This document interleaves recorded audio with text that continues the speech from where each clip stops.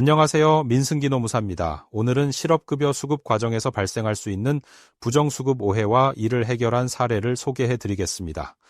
예상치 못한 상황에서 실업급여와 관련된 법적 분쟁에 휘말리지 않도록 끝까지 들어주세요.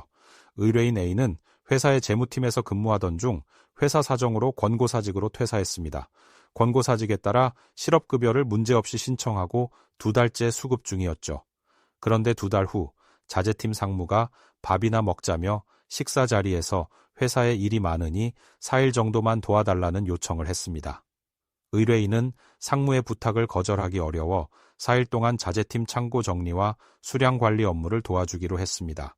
이때 의뢰인이 회사에 나갔던 시간은 다른 직원들이 모두 퇴근한 이후 시간이었고, 의뢰인이 자신의 업무가 끝나고 자발적으로 일을 도와주기 위해 사업장에 도착하였습니다. 작업이 끝난 후 상무는 감사의 의미로 현금 20만 원과 저녁 식사를 제공했습니다. 하지만 이를 문제 삼은 동료 근로자 홍길동이 실업급여 부정수급 의혹을 제기하며 노동청에 제보했습니다. 근로감독관은 의뢰인이 4일 동안 회사에 출근해 일을 하고 금전적 보상을 받았으니 근로 제공에 해당한다고 판단했습니다. 이에 따라 의뢰인에게 부정수급 판정을 내리고 실업급여 반환과 동일한 금액의 추가 징수 처분을 내리려 했습니다. 하지만 의뢰인은 지인을 도와준 행위가 실업급여 부정수급이라는 내용을 인정할 수 없었습니다. 의뢰인이 수행한 업무는 창고 정리와 수량 관리와 같은 단순 작업이었으며, 의뢰인이 회사에 재직할 당시 수행한 업무는 재무 업무이기 때문에 업무 내용은 종전의 업무와 상이했습니다.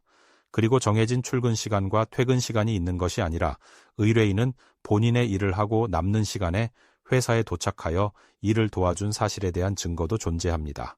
마지막으로 4일 동안 받은 금액은 20만 원으로 해당 기간 최저임금 수준에 미달하는 금액이었습니다. 따라서 이는 근로에 대한 보상이 아닌 감사 표시로 보는 것이 타당했습니다.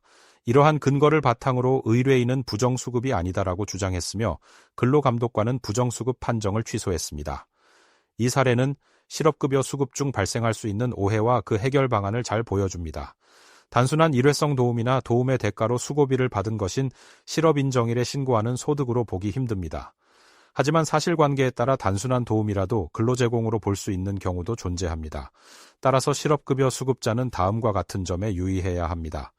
일시적인 소득이 발생했을 때는 투명하게 신고하는 것이 중요합니다. 신고를 통해 불필요한 오해를 줄일 수 있습니다. 그리고 돈을 받지 않고 누군가를 도와주었다고 하더라도 정해진 출근 및 퇴근 시간이 있고 반복적이라면 임금 지급 여부와 관계없이 근로제공으로 볼 수 있으므로, 오해가 있는 행위가 있다면 반드시 실업인정일에 해당 사실을 고지하면 됩니다. 실업급여 부정수급 문제는 생각보다 쉽게 발생할 수 있습니다. 특히 예기치 못한 일회성 도움이 문제가 될 수 있죠. 이러한 문제가 발생했다면 혼자 해결하기보다 노무사의 도움을 받아 정확한 대응을 준비하는 것이 좋습니다.